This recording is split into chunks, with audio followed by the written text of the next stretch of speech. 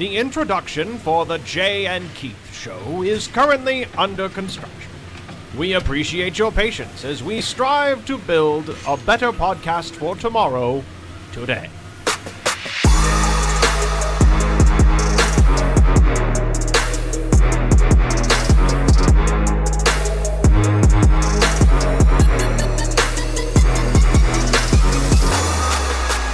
I don't know why I feel like throwing bows. You know, I kind of say head bob, yeah. I just kind of, throw some bows in here. We're kind of getting like Night at the Roxbury, Stephen Doug Butabi head bob a little bit going there. I don't know who any of these people are. You remember the Night at the Roxbury? I do remember Will Ferrell that. and Chris Kattan, yeah. No, I do remember that. Stephen Doug Butabi? Yeah. Emilio Estevez. Yeah, it's great time. Terrible movie, but also one of those movies that's terrible in a way that's really fun and enjoyable. And you watch it a lot, I can tell. So. No, I haven't. That's a lie. It's a lie. Keith's a lie. I haven't watched it in He was watching 5 it in years? The Office today. I don't want to talk about it. I'm just kidding. All right, let's talk about what we have. What is love? It sure isn't that. Don't hurt me. Or no more. Yeah, don't hurt me no more. Yeah, that's right. God, that's going to be in my head all day, man. It's going to be in my head.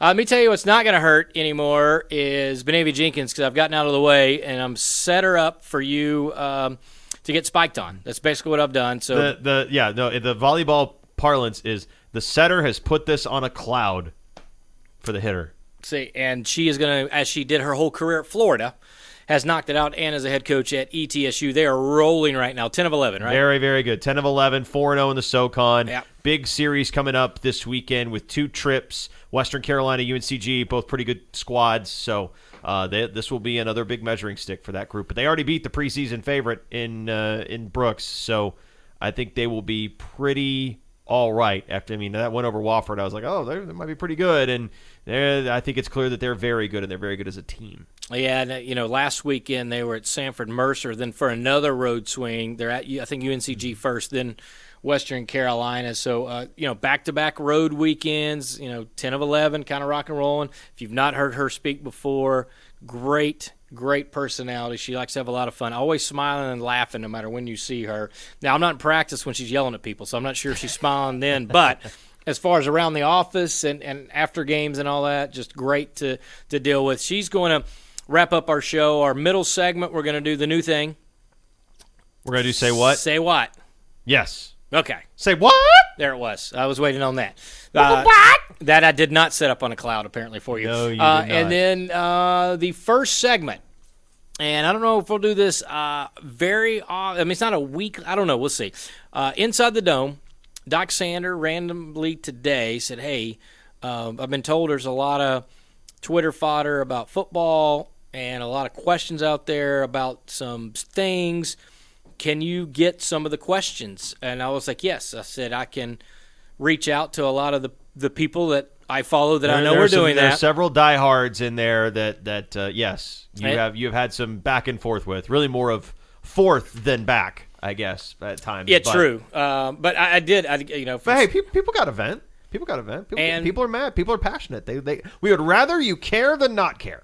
Yes, because you show up and you buy tickets, you care. That we've seen other schools, they don't care. There's the one fan. Mm-hmm. Sorry, West Carolina and Cole. You're the one fan. I mean, it just is what it is. Cole's a passionate fan. He loves Western Carolina. But there's not droves of Western Carolina people out there beating the drum. There are other fan bases that have, a few folks. ETSU tend to be a mob and tend to go at people very heavily when things are going right. Sometimes they turn inward when things are going wrong, and that happens. But that being said, I reached out. I've got 6 different Twitter folks that sent questions. Dr. Sander has not seen these questions. He is going to come in here in just whenever we hit this bump music in a second that he has not heard. When the music plays, I'm going to wave him in. He's going to sit down. We're going to ask him these questions and things he can answer. And I'm looking at the questions. There's a lot of these he can answer, or at least give you thoughts on. There's some things, X's and O's, to be honest with you. I don't know how he's going to answer them or what he'll say. And then there's a few things, legal stuff, I will see. I don't know the ins and outs of all of these. Yes. One thing we can talk about some different stuff. I don't know what all we'll get into. I know a lot of people had questions about like the coaching search and things around Coach Quarles and all of that business. So we'll see how much we can shed light on. But certainly no more authoritative figure at the time that we are in now than the athletic director. So I think, Jay, it's time to go inside the dome. The man in charge Doc. I shouldn't have to remind you, I'm a doctor. goes in the hot seat. I'm going to ask you a bunch of questions and I want them answered immediately. I'm your huckleberry. It's inside the dome. Did he just call it a dome? Dome.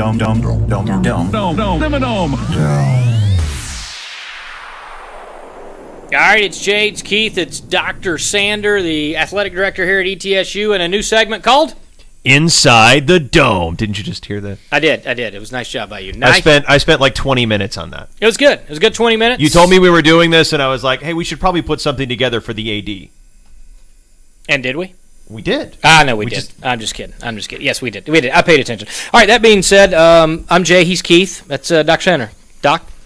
Yeah, that's quite an introduction you guys put together. I hope I can live up to it. Well, you threw something out there, sort of a gauntlet challenge. That just may not even be the right word, but basically we were talking and you said, hey, a lot of people are asking questions and you've always wanted to be transparent and talk about things, and so that's where we are. You want to talk transparency. You said a lot of questions about football. I know there are several Twitter folks out there and said, hey, why don't you send me your football questions, and I will not edit them. I will not ask Doc beforehand until he sits down, and I will ask him the questions. The only thing I asked was to the Twitter followers, they at least put their Twitter handle on it. They don't put their name on it, but at least Twitter handle on it.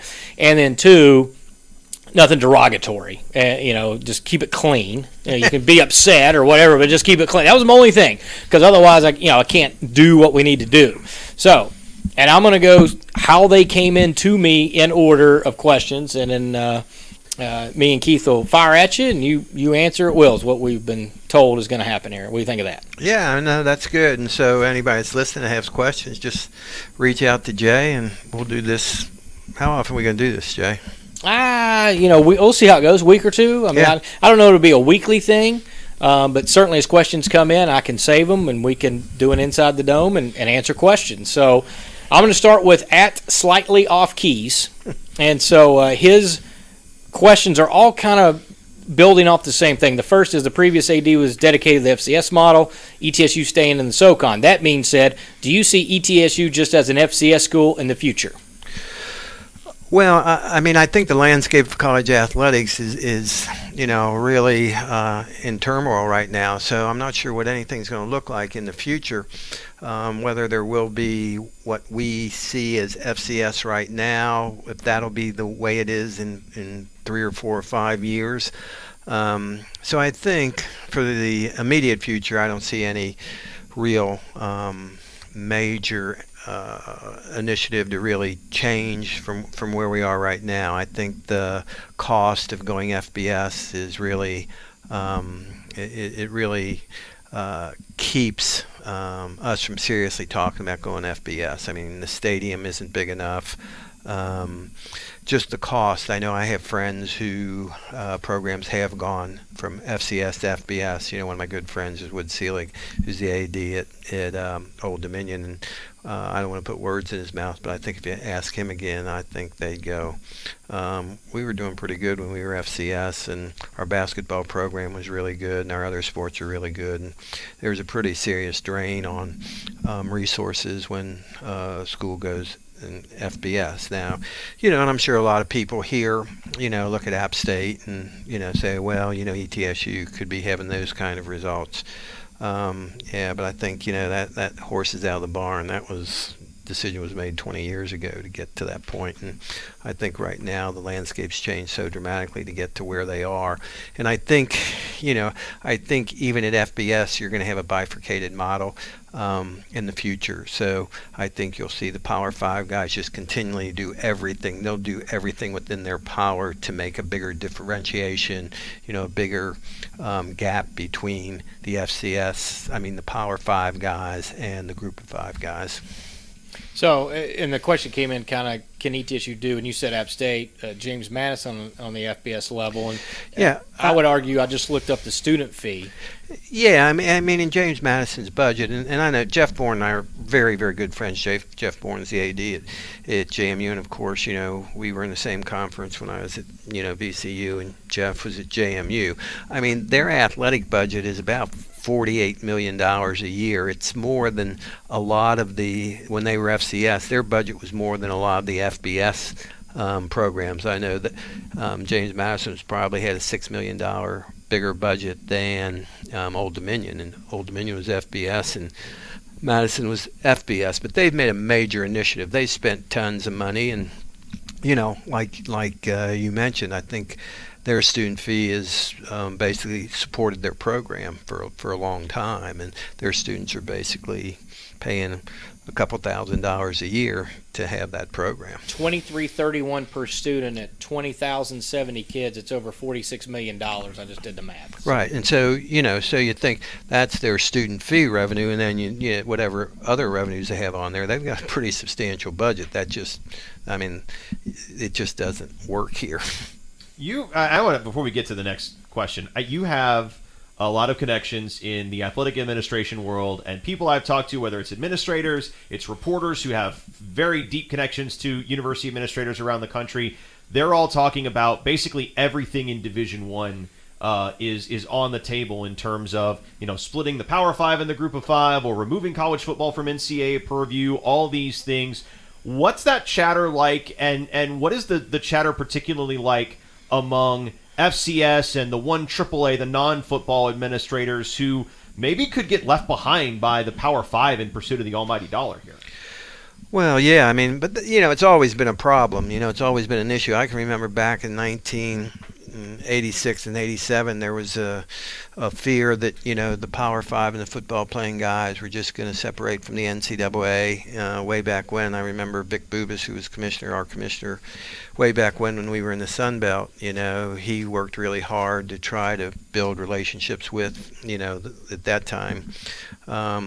I don't even know what they were called, BCS, maybe Bowl Coalition or whatever. Right. Yeah, the Bowl Coalition. Yeah, so I think there's always been that issue. I think, what we need to do at ETSU, we need to figure out, exactly where we are happy being and what we can afford, and then, people really embrace what we're doing. Clearly, there's been some mistakes made at ETSU. I don't argue that point, but we look at those things and we continue to do things. I think even when we restarted football back in whatever year it was, 14 or 15, we went back to the early 2000s and looked at some of the things that were done then, and we tried to make sure we didn't make those same mistakes. So that's kind of where we are right now.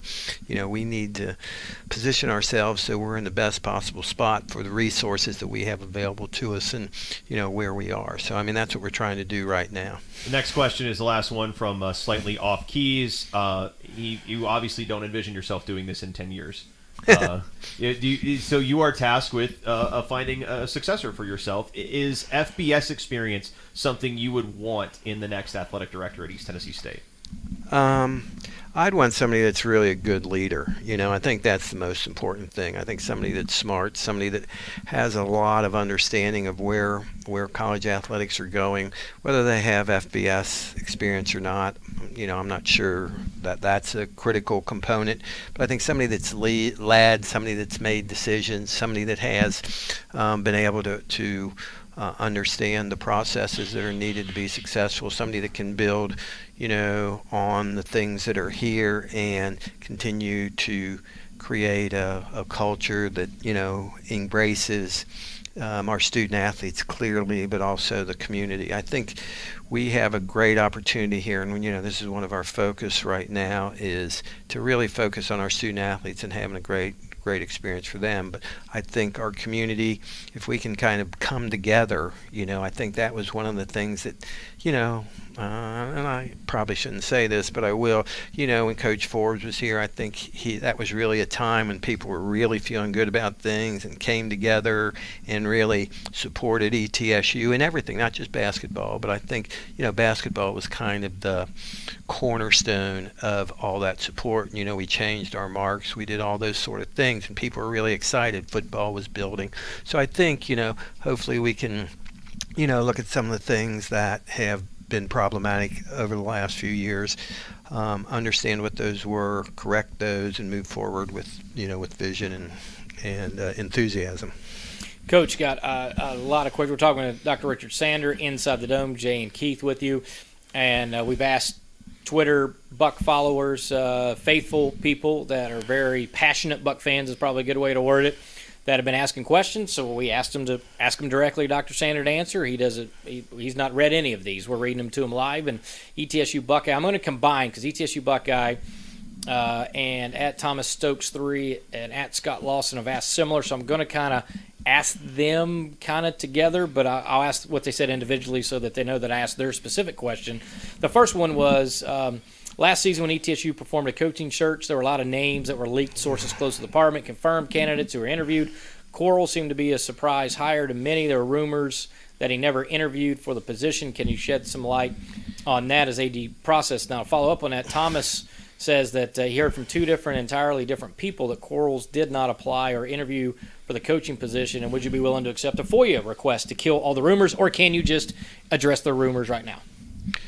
I don't know if I can or I can't. I really wasn't involved in the search at all. I know that, there were numerous people interviewed. I know at one point Jeff Fisher had thrown his hat into the ring. And at one point, that's who I thought was going to come here because, I had been asked to try to help arrange getting Jeff from Nashville to here. And the plan was that they were going to meet with the president and then pretty much was going to be a done deal. So then I think that kind of fell apart. So at that point, I didn't know too much what was going on. I know there were 4 or 5 names. I'm pretty sure now, like I said, I'm pretty sure that Coach Quarles was interviewed. I'm almost 100% sure. I wasn't involved in it, and I don't know for sure, but there were 4 or 5 names. And I think at that time, and I don't want to misspeak, but from what I know, I think they were all Zoom interviews, and so I'm pretty sure Coach Quarles was interviewed. I know that he was interviewed the last time when Randy was hired. I know that for a fact, and was a serious contender for the job then. I'm pretty sure he was. Like I said, I wasn't involved. I was just kind of on the periphery because when I found out the decision was made is when, you remember we played Georgia in basketball, and so I found out about 5 minutes before it got leaked when you told me. Right. So we went down to Georgia to play basketball and flew down with President Nolan, and he told me, maybe an hour before, I kind of shared you, and then, like you said, right after that, it was leaked out to the public. So I'm pretty sure he was interviewed. I don't think, knowing the university the way I know it, I don't think they, our HR process would allow that to happen. So, and this is a follow-up that you may or not be able to answer, but can you talk about who actually was considered, which I think you addressed a little bit. This is from Thomas Stokes again. Matt Roll, who was the offensive Tyler Roll, the offensive coordinator at North Coast State. Where you just came from. Yes. And he confirmed to you that he was at least contacted, or did he interview, or do you know? He said that he interviewed for the position. Yeah, I'm pretty sure he did, and I can't remember all the people that interviewed. And this was, like I said, I wasn't involved in any of the interviews, right? But I'm pretty sure the coach from VMI was interviewed. I can't think of his name right now. I think he was a candidate. Scott Walkenheim. Yeah, I'm pretty sure he was interviewed. I know they talked to Jeff Fisher, like I said. I'm trying to think of who else. Obviously, Billy Taylor. Coach Taylor was interviewed. I know that. And so if I could touch on that, just because Scott Lawson, and that's why I'm trying to tie all the coaching wins together before we move on. Scott want to know how you came up, you meaning ETSU, not you personally, Dr. Sander, how you came up with the 5th best offense coordinator in SoCon and the national championship offense coordinator interviewed, plus the in-house candidate with the best defense in the league, and was able to come up with George Quarles. But as you said, you weren't the guy that made the decision or in the interview process. Yeah. So I can ask the questions. Yeah, I mean, I think, and I mean that's a question for Scott. You know what I mean? But I think the logic behind it, Coach Quarles had been a very successful high school coach in Tennessee. I think felt, that one of the important pieces was that we would be able to recruit Tennessee. I think it was also the thought process was that, Coach Quarles would be very familiar with the Southern Conference because he had played at Furman, he had coached at Furman, he kind of knew what it took to win in the SoCon. So those are just the things that I heard. I wish I knew more, but I think that's it. I mean, I think his record at Maryville clearly was probably the major reason why. So here's a question, and again, this is from ETSU Buckeye and Thomas Stokes. They very similar in nature, not exactly the same. I'm going to read them as is. So again, I promised those guys I would read their questions. So ETSU Buckeye, he said he's seen multiple players like tweets, posts from fans who criticize coaches, play calling, mention how other coaches should have been hired. How would you like to see the coach regain the trust with the team? Are you worried about potential losing the locker room completely, or do you feel like this is natural to the adversity? And actually, Doc, before you answer, Thomas Stokes saw something similar, and at Thomas Stokes 3, saw parents were frustrated in the pass game against UTC, saw parents, players yelling at each other, fighting amongst themselves. Social media has been ablaze with parents attacking parents. Is that a reflection of the coaching staff? So you sort of got ETSU Buckeye talking about players and fans criticizing coaches. You got parents. Is this all basically something that can be solved? Is this just sort of the nature when you're not winning? How do you see it? I mean, I think it's a reflection of that. I think if we can win a few games, then I think that'll go away. But I mean, we're not oblivious to it. I think, that's reality. Social media, everybody has a platform. Everybody can kind of share their thoughts. And hopefully, you have tough enough skin that you deal with it. And you really try to build that trust in the locker room. So when you have adversity, people come together and, are willing to fight and, do it together, It's a tough deal, losing is problematic, but hopefully, like I said, we've got enough leadership within the locker room that can pull those guys together, and I'm not sure it's a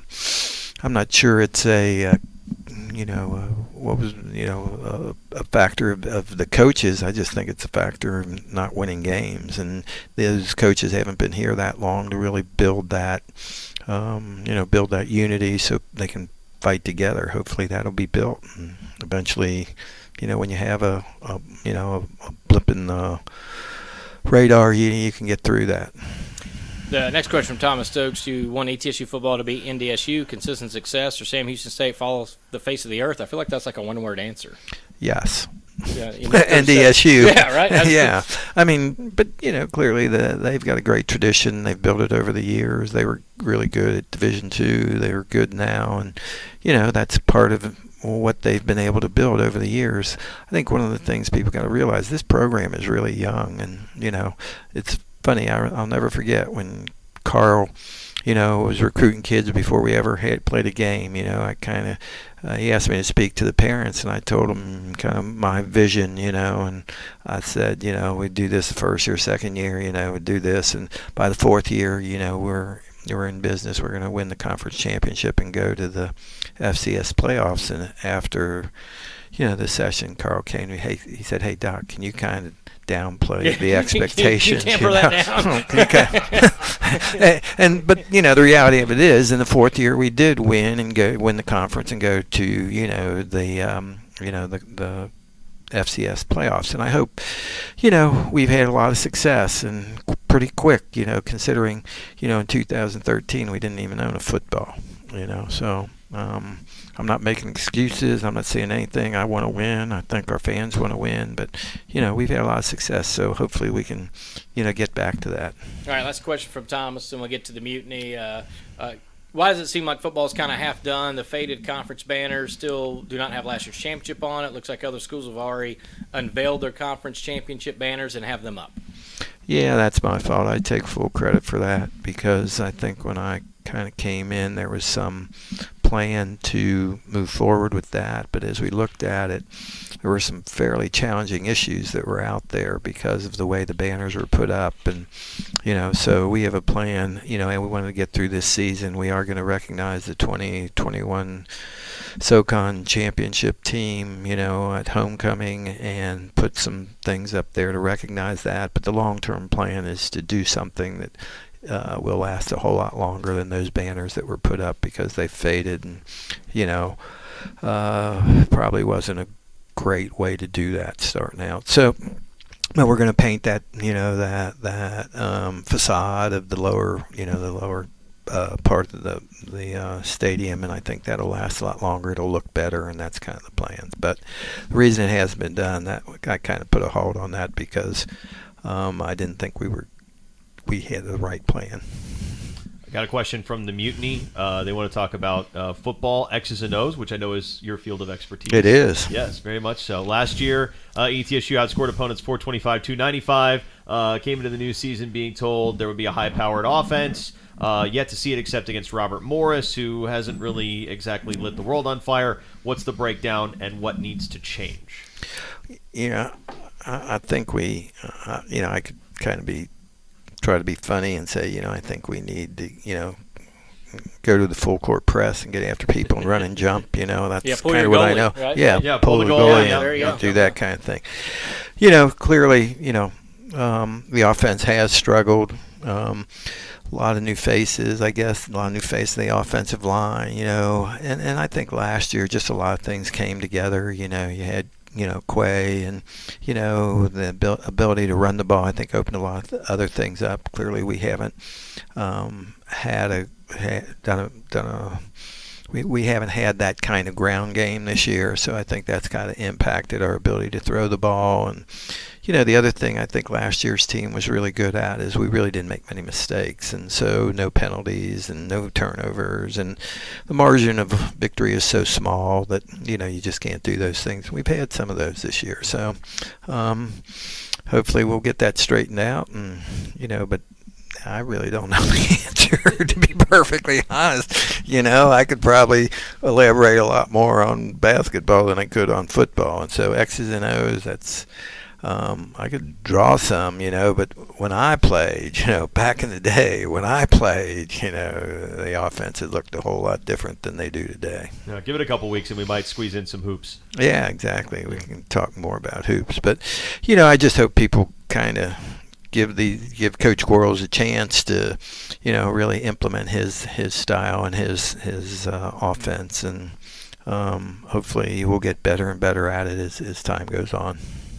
The Mutiny also wants to know, why is this a one-back offense? Jacob Saylor's an incredible athlete. Seems like he could do more if Bryson Irby got more touches, turning that more into a 1-2 punch, is kind of like what we had with Holmes and Sailors. Yeah, I mean, like I say, I'm not a football X's and O's guy. Maybe one day we can get Mike Smith on here to coach the Falcons. He could probably answer these questions a whole lot better than me. I saw Mike in the booth on Saturday. He looked great. Yeah, Mike's doing great. We play golf together every once in a while. So, so, I mean, I'm not an expert. Mike we'll get him on here, and, he can answer some of y'all's questions. He knows a whole lot more football than me. Yeah, I love the sound of that. This is from @Scott_Lawson17. Doc, 5 games into the season, expectations were deep run into the playoffs. Bucks are 0-3 in the SoCon, 2-3. Offense seems like 1998. Where does the program go for here in terms of keeping players bought in while in a world of the transfer portal? Players can leave pretty much whenever they want. Yeah, they sure can. Man, Scott, that's a good question. I think we just have to be really on top of this. And the coaches, I know Coach Quarles is really working hard to connect with all the players.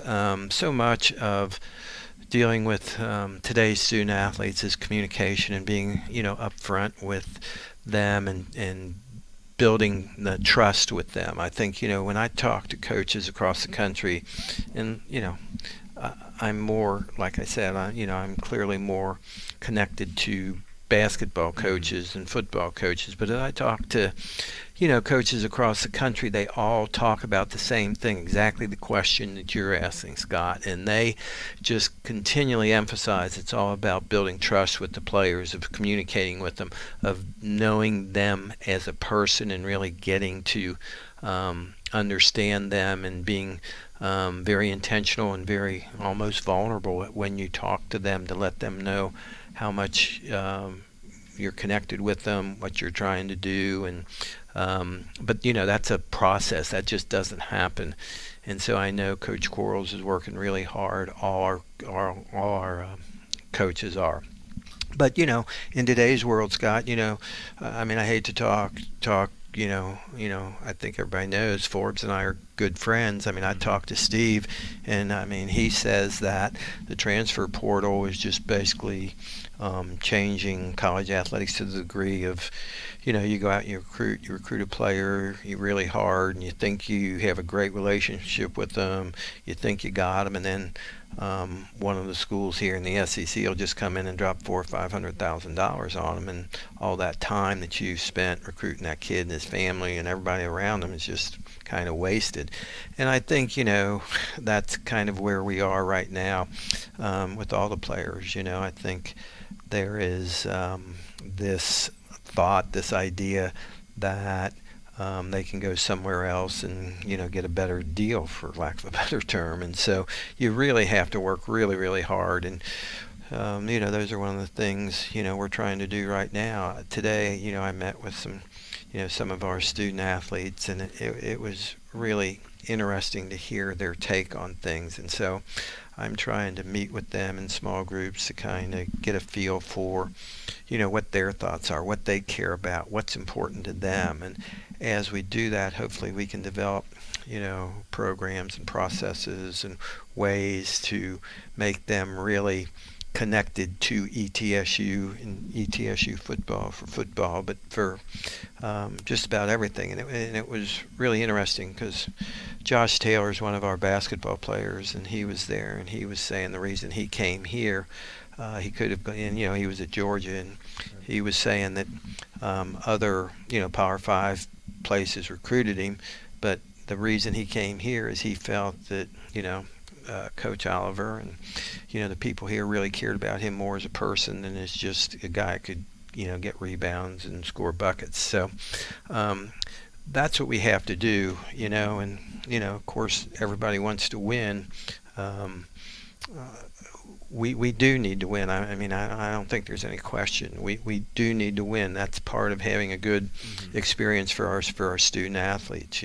So we just have to continue. I make no promises about that one, but I know they're working hard at it. I know they're working hard to try to develop those relationships. The word you hear all the time is culture. It's probably a little bit overused, but hopefully we can create an identity and a connection. Yeah, I'm obviously a little sensitive to this stuff because I transferred to ETSU as an undergrad in the first place from Western Kentucky. So I took advantage of that to come to a place that kind of let me do what I loved, and I sort of fell backwards into it, but really, loved being able to come here and do what I did at East Tennessee State. Before we get to our last question from Goots, you mentioned culture. It has kind of become a cliche, I feel like, particularly in football and hoops, but so much of culture is built around legacy and seniors mentoring young players and showing them this is how we do things here. Now a lot of those seniors leave. The way that your coaches leave too. How fragile is culture in an environment where everybody has the opportunity to leave and you never have any certainty of anyone or anything in any given moment? Yeah, and I think that's probably one of the things that we're going through a little bit now. I think some of those guys that were leaders on the team last year, and I don't want to act like I got the answers because I don't. And like I say, I wasn't that involved the last 3 or 4 years. Mm-hmm. But being on the periphery and seeing things, guys like Jared Folks and Tyree Robinson and Quay Holmes, those guys were kind of leaders. They kind of kept things together. They kind of were the guys that, really were the glue that made sure everybody did what they were supposed to do. And a lot of those guys are gone. And while you can say, well, they were good players, and probably the guys that are playing in their place now are good players too, they may not have those leadership qualities that Jared and Quay and Tyree had, So I think that's one of the things that is missing from this team. Though, have we really seen that leadership from the guys, and like I said, that these games are so close. Who knows what little thing is going to win a game for you? And talking to Coach Quarles, we need some people to step up. We need some people to make plays. You win games when guys make plays, and so we just we haven't had those guys make plays yet. Where last year, there were games Will Huzzy would catch a touchdown pass in the last 10 seconds, or, something like that. Quay would, break a tackle and get a crucial first down. And not that, our guys aren't capable of doing that. It just hasn't seemed to happen this year. Yeah, I think that's why a lot of fans remember Austin Herrick very fondly. Right. Because he was never the biggest or the fastest or the strongest guy on the field, but he had a commanding presence about him, and he could lead a team to wins in those tight games. Last question is from @Goots. You ready for more football questions? Sure. Aside from injuries, what can we attribute the struggles on the offensive line to? I know that seems more like a question for George Quarles, but I said I'd pass it along. Yeah, like I say, I'm not a football guy. I wish I knew. I'm sure he wish he knew too, but I'm sure they're working really hard at it. And like I said, I wasn't that close to it. I think we've probably lost a couple of guys that were really good on the offensive line. It's just going to take a little bit of time. Plus, I think you bring in a new head coach, you bring in a new offensive coordinator. There may be different ways to do things. I think a new offensive line coach. So that may be a big adjustment for the guys. Hopefully, we'll learn. If we can go up to Lexington, Virginia this weekend and, beat VMI and start to get some momentum, confidence. And, I think that's part of it too.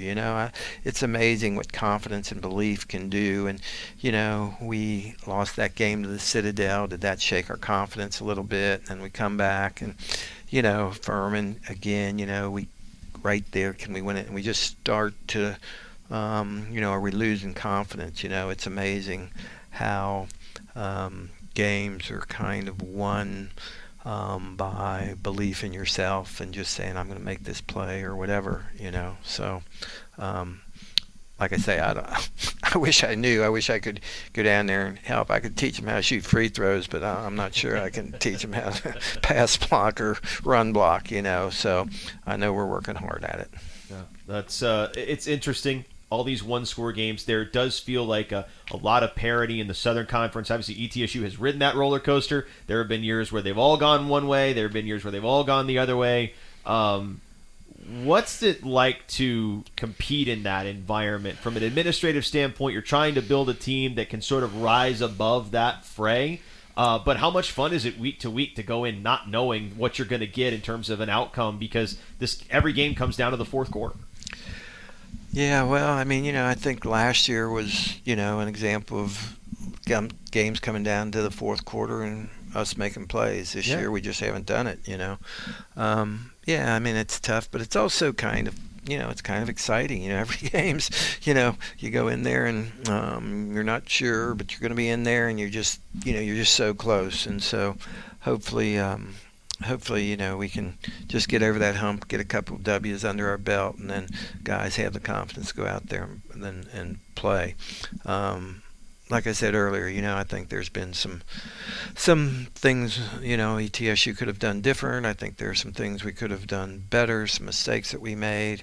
We're looking at those things and trying to get those corrected, and I can promise you we're not going to make those same mistakes again. So I just hope everybody will kind of not give up and be there and support it. I think that's the best thing we can do right now, is encourage and be there. And I can promise you that, we're going to try to do everything we can to support this team and this staff and reach out to the community. One of the things I think is so important for us is to have this community support, and this Tri-Cities area and Northeast Tennessee and has been really good to ETSU, and we want to be able to be something that everybody here is proud of. So I really appreciate the folks caring enough to reach out to Jay and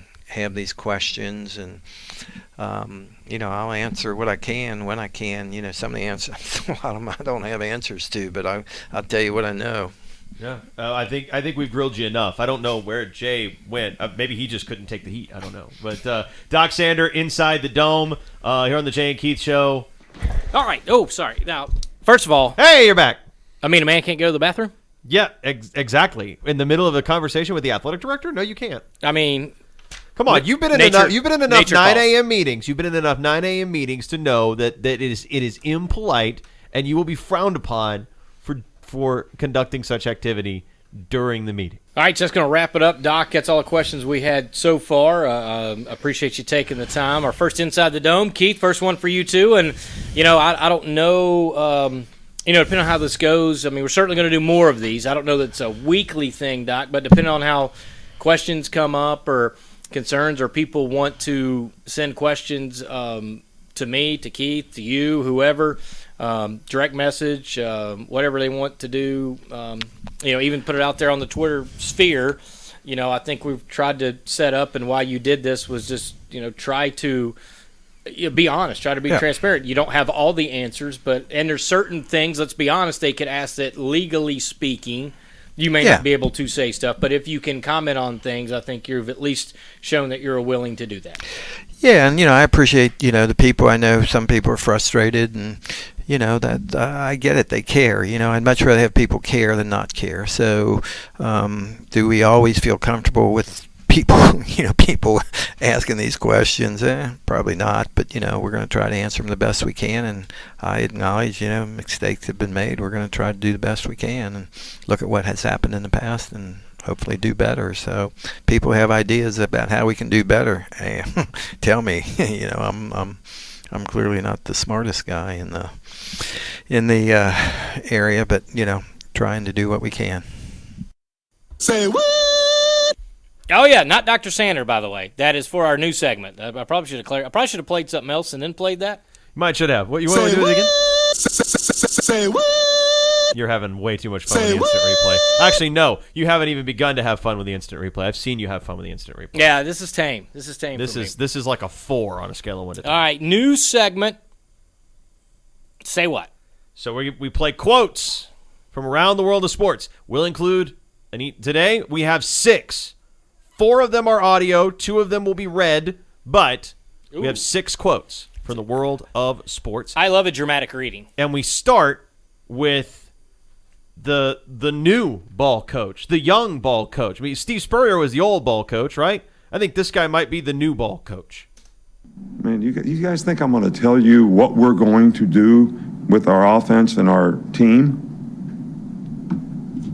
You might as well make it up. I saw today where there's headlines in the paper that, I'm going to keep it a secret what we're going to do with Bryce. It sounded like me making that statement, but I've never said that. But it was there in black and white, so you can make up whatever you want to make up. Look at somebody else's running quarterback and say they should put these plays in. I think that'd be a better way to do it. Yeah, I've never. Who was that guy? That was Nick Saban. I'm just kidding. Yeah. Oh, Nicky Poo. What? Yeah. So obviously, let's try to dissect that.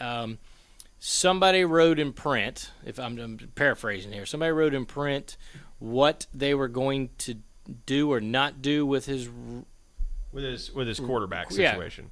They have the week off, but he got pretty fired up about things are going on. Obviously, Bryce Young is injured, right? That's a big part of it. So now it's like, okay, would you have a new quarterback? Do you have specialty package? Do you use more of that specialty package?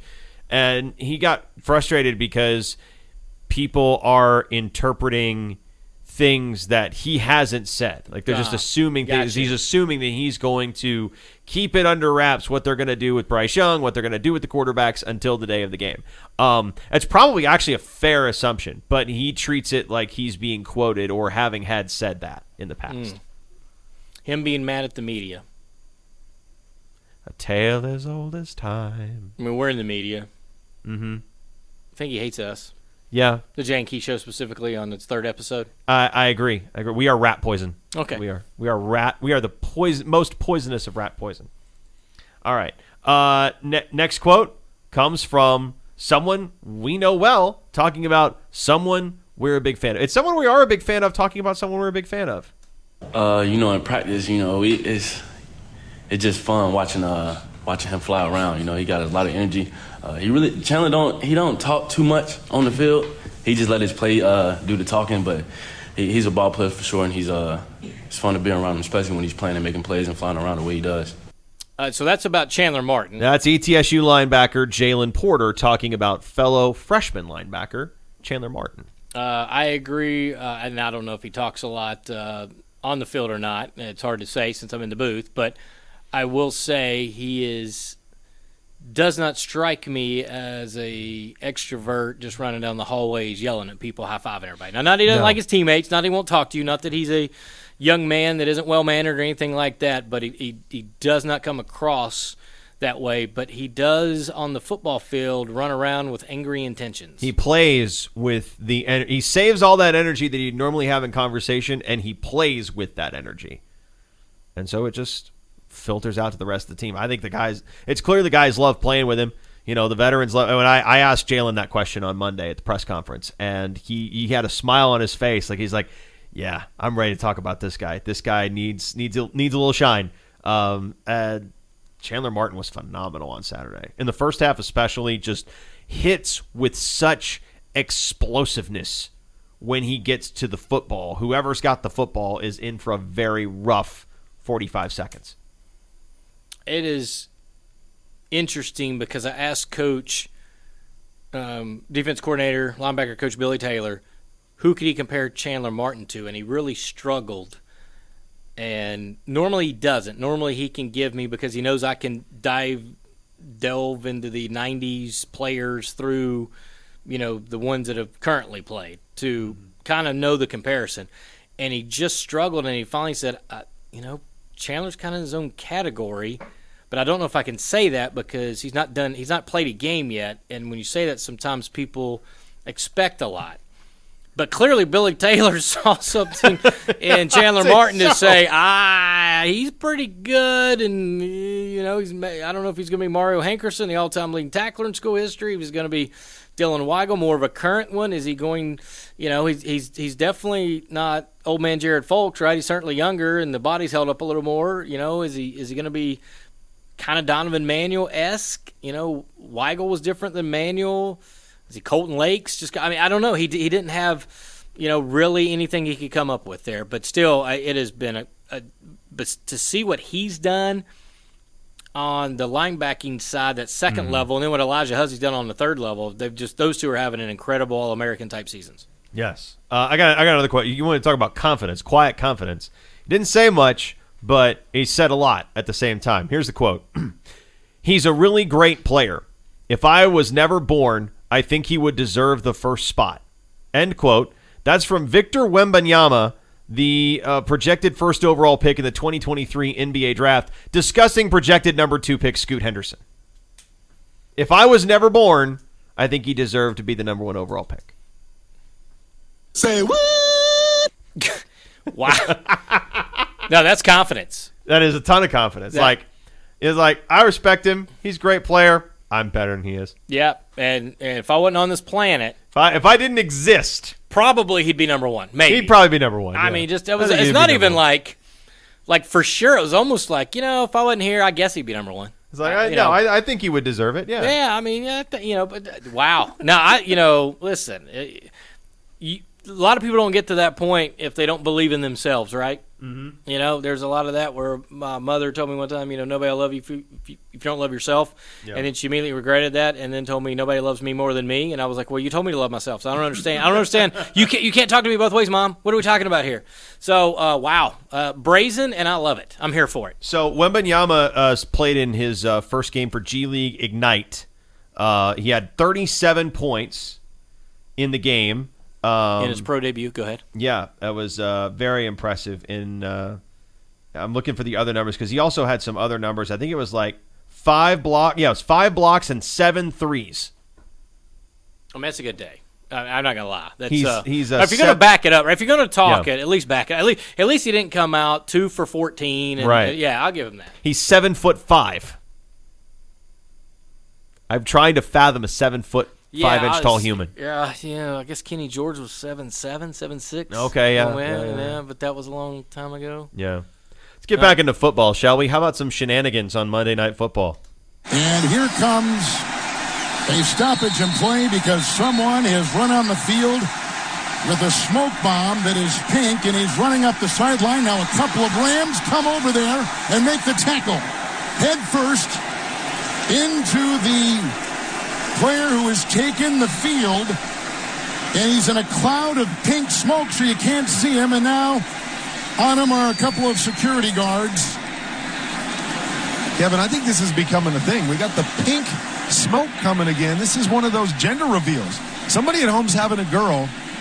Now, well, I thought maybe that the last one we saw was for some animal rights or something like that. Oh, yeah? I don't know. I just think, hey, you think about the way to reveal that you're having a girl. I'm going to run out on the field at the 49er game and get arrested just so I can let my honey at home know we're having a girl. That guy is headed to the slammer. Kevin Harlan just seems He always gets those. Yes. I agree, though. Gender reveals getting out of hand in Santa Clara.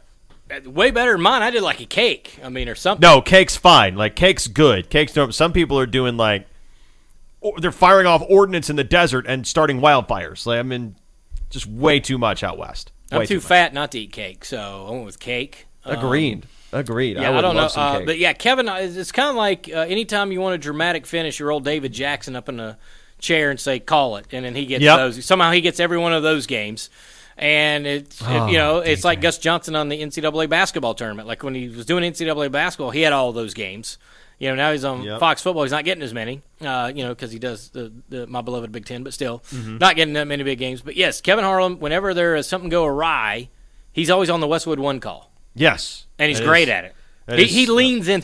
A lot of guys don't lean into that. He leans into it and gives the full play-by-play of what's going to go on there. Yeah, and it's really spectacular. Kevin Harlan is he is a beloved figure in Minnesota because he started out with the Timberwolves.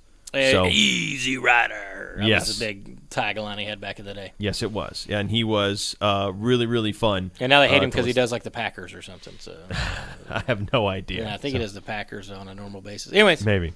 I got another print quote here.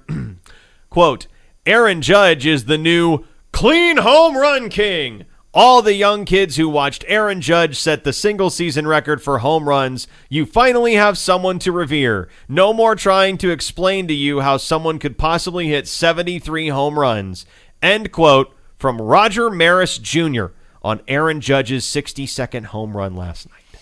A lot of controversy around the ETSU athletic offices because we've got a Yankees fan and we got Yankees haters, and then there was a lot of talk of why does anyone care? And then, of course, he went with, well, it's an AL record, which – it is, but there's no longer any significance there's no longer significant difference between the AL and the NL. DH came to the NL. There's interleague play all over. It doesn't really matter. It's more like conferences now. It's like the AFC and the NFC. Who cares? And then it went to the juicing, and we got into that. So it's a hot topic. I think more people were upset with the amount of cut-ins that were going on. I was. I almost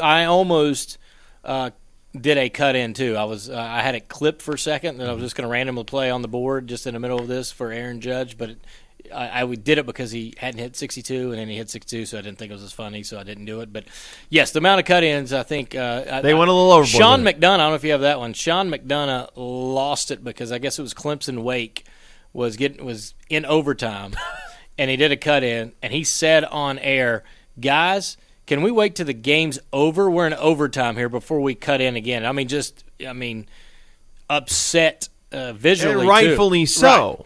Right. And then, Secretary, I thought when you were going into that quote, I thought RG3 had one. I was like, oof, you're not going to play that one, are you? But no, I don't have anything from RG3. Oof, I'll give you those offline. Those are.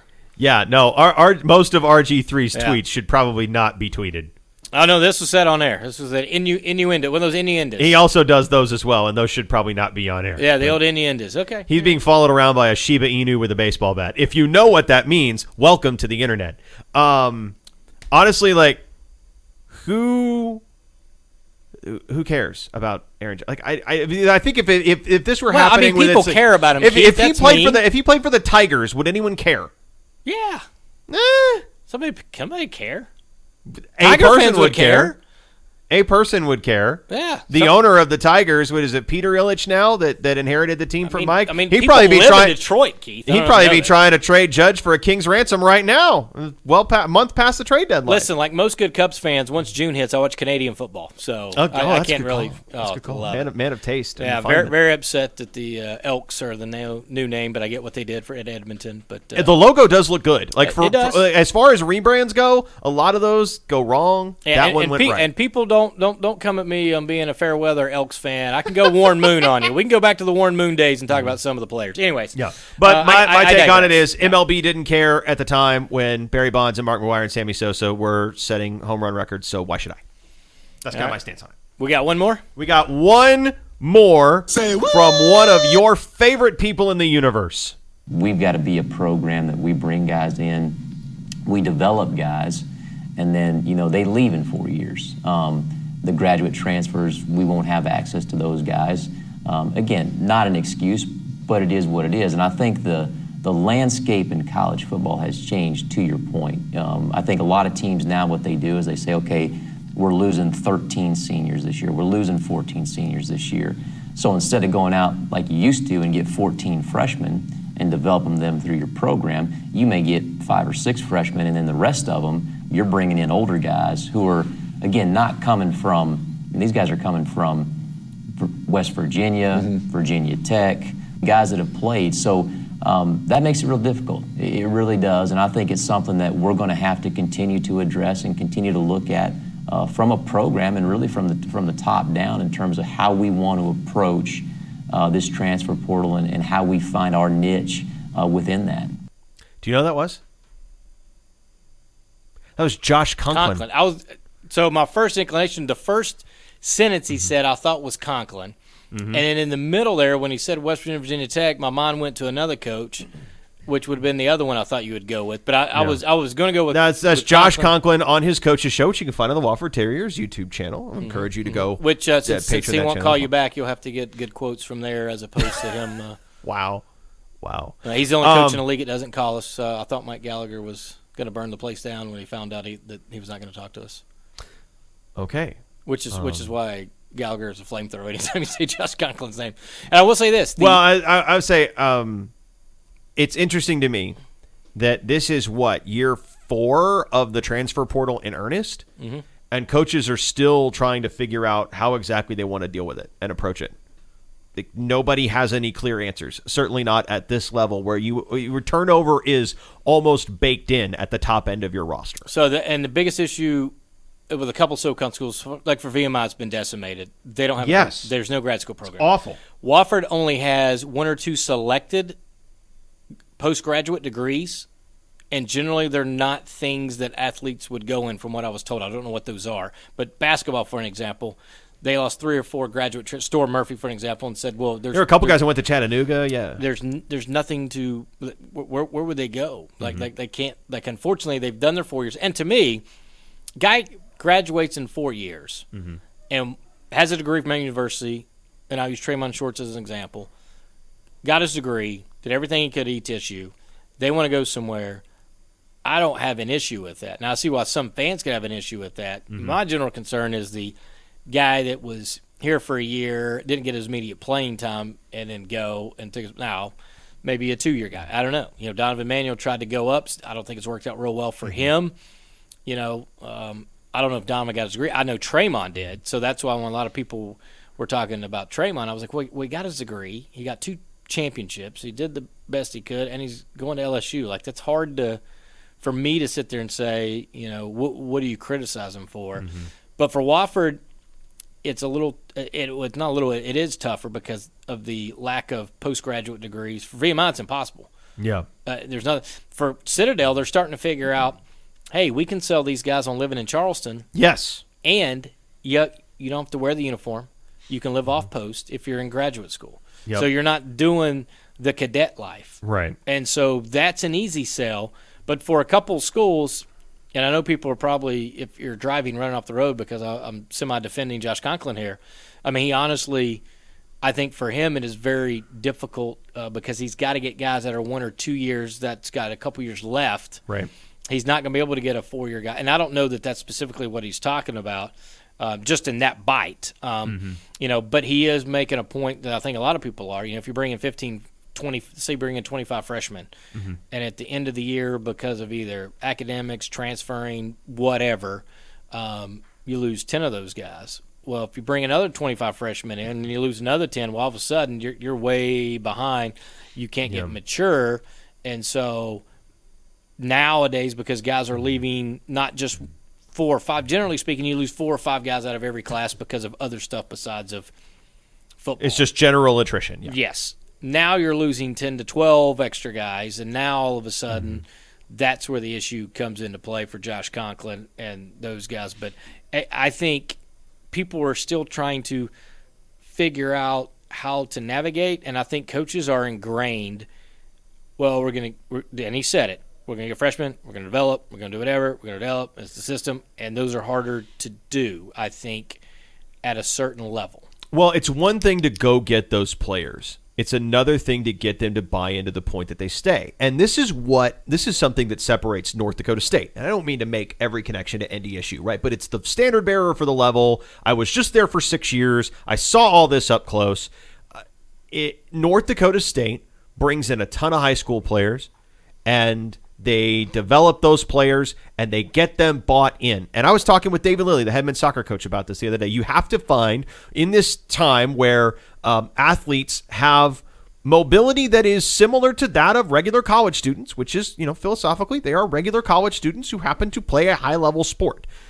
You have to get really creative with ways to get young athletes invested in your program to the point that they are committed to seeing it grow and flourish and prosper, and by extension, staying for 4 years or 5 years or however long it takes for them to see that through.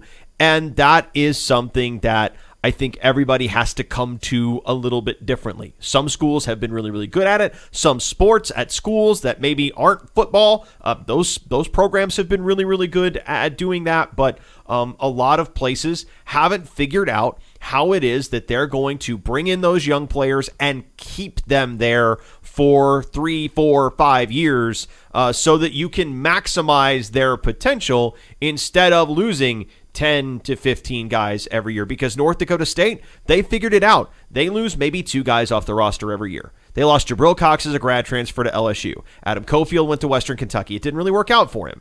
And Jasir Cox went to West Virginia. And I think they lost one other guy as a grad transfer that I can't remember off the top of my head. Josh Hayes went to Virginia, cornerback. They don't lose many guys, and they don't lose them typically until very late in their careers because those players realize, okay, I have a shot at the NFL. I've got my degree. I fulfilled my commitment. Let's see if I can take this pro shot by playing at the highest level possible. And everybody's okay with that. But it's the young guys that stick it out that are bought in. And there are certain exceptions, right? Joe Schreiber is an exception to that. He wasn't going to see the field. He wasn't very close to seeing the field, and he wanted to go play. He went to a really good JUCO program in Iowa, and then he ended up at North Dakota State, and now he's a starting center at the same level. So sometimes it works out for people. A lot of times it doesn't work out for anybody. But ultimately what you got to do if you want kids to stay in your program is find ways to generate that buy-in, and that's really difficult because it's a whole new frontier, and coaches have not been asked to jump through some of these hoops ever in their development as coaches until they get to the head coach role.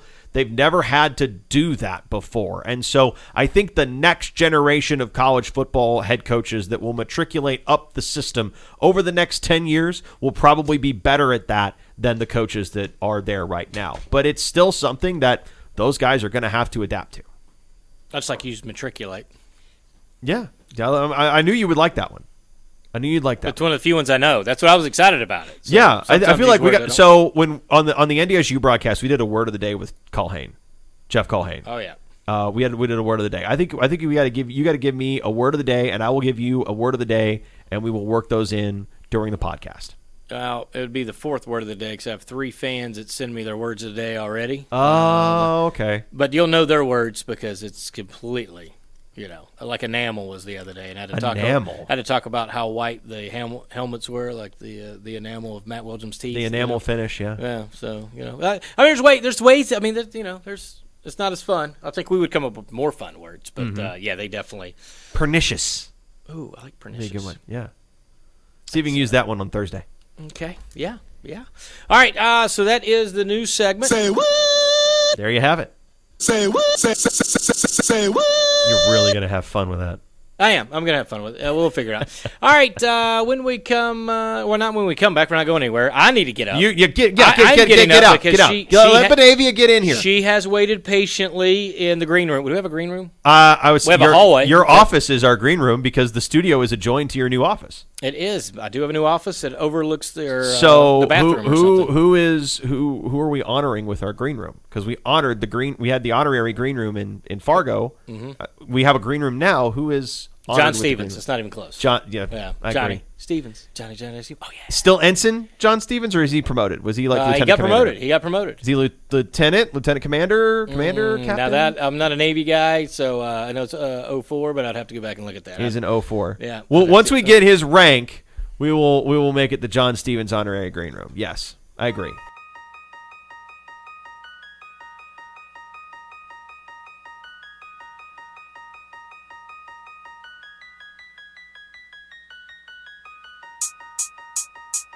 Back on the Jay and Keith show, and ETSU volleyball is blistering hot right now. They've won 10 of their last 11, 4-0 to start the Southern Conference season, and delighted to be joined by the head coach of the Bucks, Benavia Jenkins. And Benavia, it's great to see you. You're getting in now to year 4 of this adventure, and really feels like this group is firing on all cylinders. How much fun is it to come to work every day when your group is playing so well together like they are right now?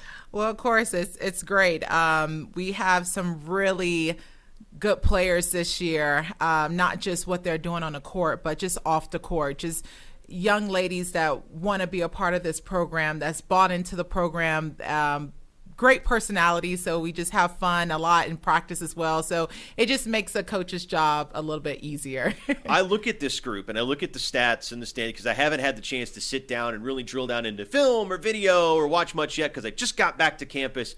But what I see is a team that doesn't lead the SoCon in any one statistical category, but also isn't lower than 5th in pretty much everything. That strikes me as a team that's very balanced all over the floor. Is that the identity that you're looking for? A team that just does everything well at the same time? Yeah, so having the balance and just consistency is really huge for us. We want everybody to do their job and do their job well, and I think our team is just doing a nice job at just understanding their roles and what they need to bring to practice in each match. Taylor Roberts leads your team in digs. We talk about the back row and how important that can be for defense. Sometimes it's just as simple as keep the ball off the floor, and you get somebody in here with the experience of playing at a Power 5 level at Florida State. How much has she added to your defensive mix this season? Yeah, Taylor Roberts, just very quick on the floor, reads the game well, but a lot of that goes into her other teammates. Sydney Cherney and Haley Sanders that challenges her every single day and compete to win that position in every practice. So of course it makes her have to do the little things well and for her to continue to earn that spot. But she's very consistent.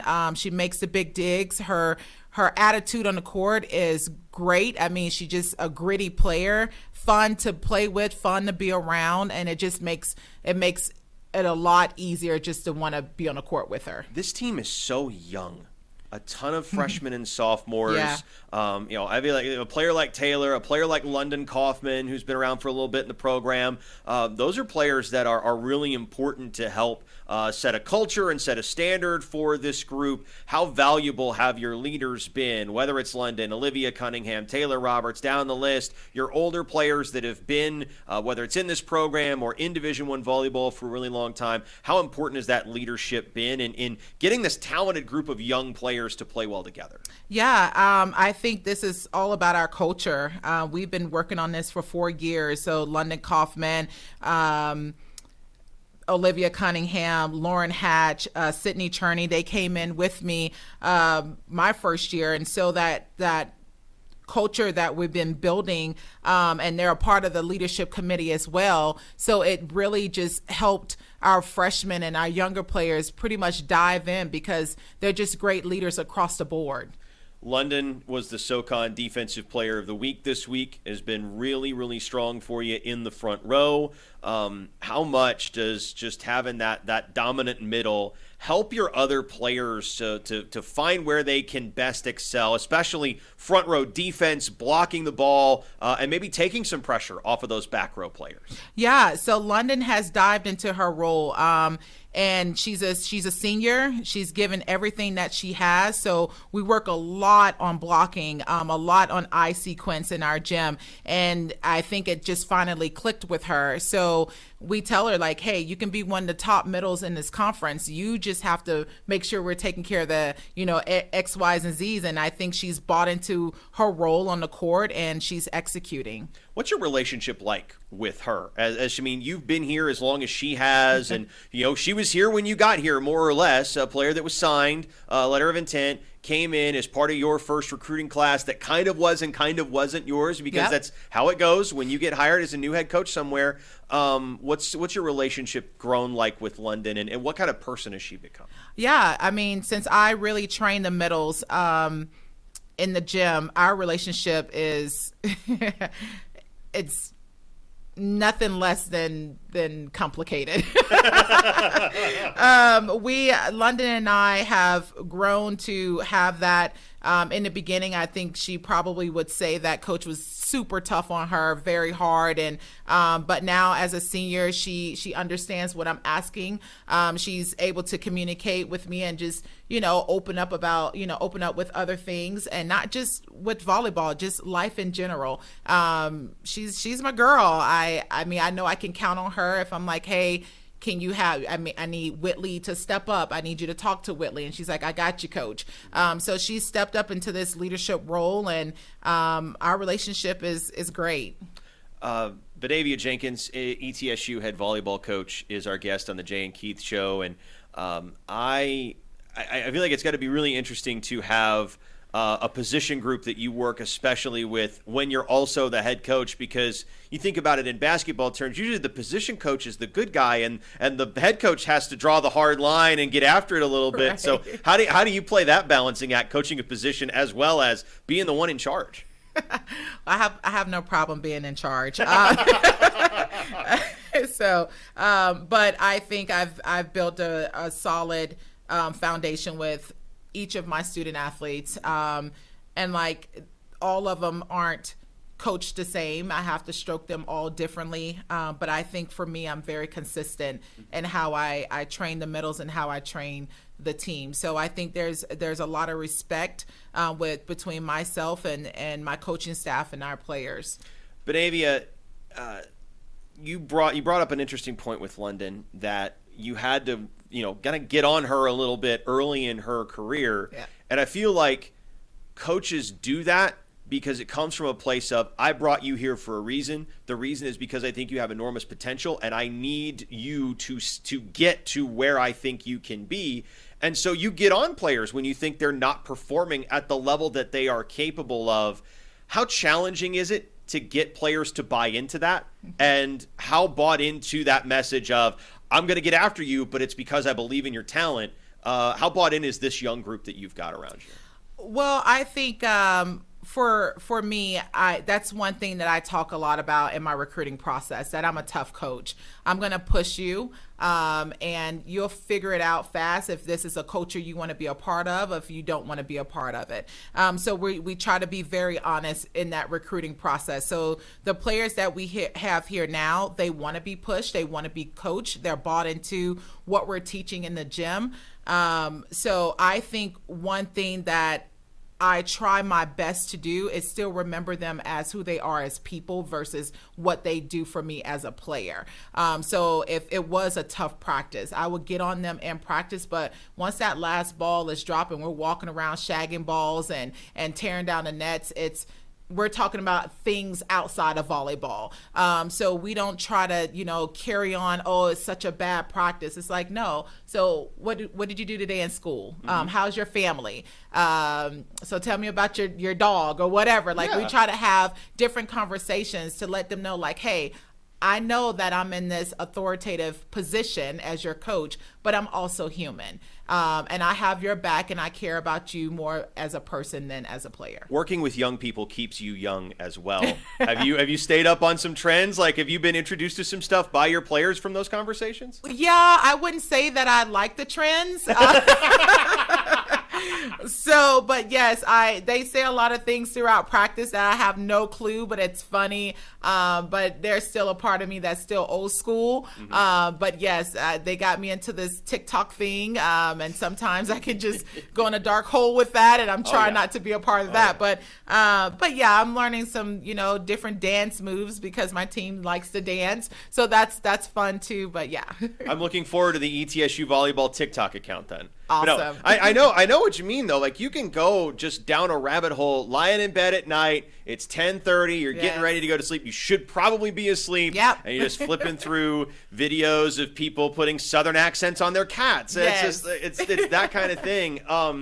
This young group, you've gone really all over the country to get players from Texas, players from Michigan, players from Ohio, Florida, Virginia, Minnesota. I want to talk to you about the player from Appleton, Wisconsin, Brianna Cantrell. You're really spoiled for choice up front. You've got some players that have been really, really effective for you at the pins. For a freshman to come in and do what Brianna's done for you offensively, what does she have to have, and what's impressed you the most about her hitting the ground running in college volleyball? Yeah, so Brianna and I had a conversation when we found out that Olivia Cunningham probably would not be ready to go full time. And so I said, hey, Bree, you're going to have to step into another role. But I've watched you play in club. I know that you can do it. She's probably one of the most consistent outsides that we do have in the gym right now. And she's just basically bought into this role, and she is great, but not only just what she does on the court. I mean, she's a funny kid. So she likes to have a good time. We try not to stress a lot with her, just teaching her what she needs to know to, get through her freshman year. But Brianna has such a high ceiling, and I'm super excited to see what her future holds here. The left pin is kind of the place where teams put their big finisher. And ETSU has a tradition of players that have been really good at the left pin. Obviously, Megan Devine rewrote the record book here. Leah Clayton's been really, really good. Absolutely. What is it that makes a young player able to step in there, besides obviously the power that you need to get through probably a lot of double teams, I would imagine, once you've proven that you can be effective? I think it's the teammates. So from our 3 DSs on the back row, from the pass to attack, from our blocking in the gym, like getting her to be able to swing around a big block, be able to execute kills. So it's coming from her teammates that makes her better every single day in practice. UNCG and Western Carolina this week. What can we expect from these two teams, and what kind of fight is your group in for as they go on the road? Particularly the Catamounts, already 3-1. They're second in the league. Spartans have played a tough schedule. They're 2-2 right now. What do you expect from this road trip into North Carolina? Yeah, so we're going to take one match at a time. UNCG has some really nice athletes on their team, good, fast, jumping pins and medals. We have to be prepared for their band that comes in, their cheerleaders, so they bring a lot of energy. So just being able to prepare for that.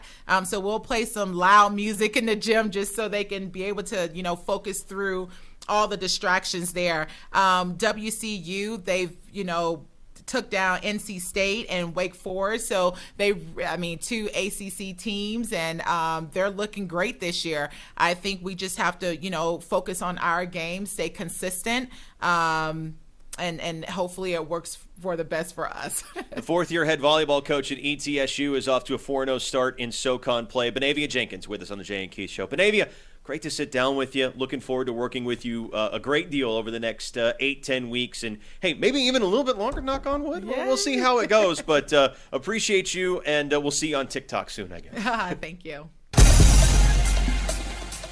All right, Benavia Jenkins puts a wrap on show. She's great. She's really good. She's really good. And like myself and my fiance, she is a late-night TikTok scroller. Love it. I love it. That's just eminently relatable. Instantly, most relatable coach on campus. I have a 10-year-old, so she speaks TikTok. I do not, as you know. Yes, I would imagine so. All right, tell you what I do speak, which is Jay and Keith. We'll be back actually on Thursday. Tomorrow, we're recording on Wednesday. We're going to talk ETSU football versus VMI. We're going to give you our thoughts on that. Thoughts around the Southern Conference. We'll do a new Pick 6. Pick 6, yes. That'll be the new feature tomorrow. All right, we'll do that. ETSU VMI coming up this weekend. Hopefully on Wednesdays we'll have an opportunity to talk more players, more coaches inside the Dome. I don't know if it'll be weekly, but we'll certainly have Doc Sander on again. Tomorrow, ETSU VMI, full breakdown. Jay and Keith, Spiders, what's that work? Another